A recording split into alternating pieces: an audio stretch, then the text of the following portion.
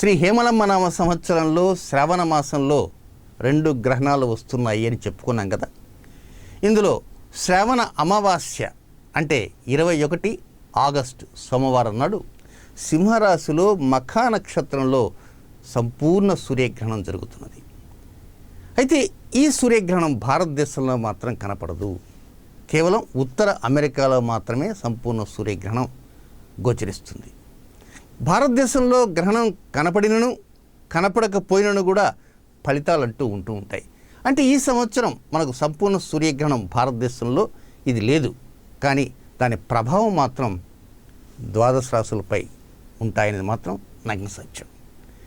అయితే ఈ సంపూర్ణ సూర్యగ్రహణం జరిగే సమయానికి కొద్ది రోజులు అంటే కేవలం 3 రోజుల ముందుగానే రాహు కర్కాటక రాశిలోకి వెళ్ళటం జరిగింది. అంటే రాహుగ్రస్తంగా, అంటే రాహు సింహరాశిలోనే ఉండవలసింది ఒక 3 రోజుల ముందుగానే కర్కాటక రాశిలో జరిగింది.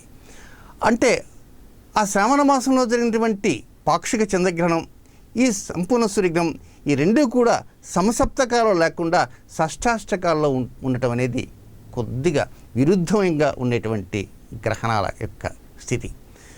కనుక దీని ప్రభావం ద్వాదశ రాశులపై ఏ విధంగా ఉంటుంది, ఎంతకాలం ఉంటుందనే వివరాలు కూడా మనం క్లుప్తంగా తెలుసుకోవడానికి ప్రయత్నం చేద్దాం.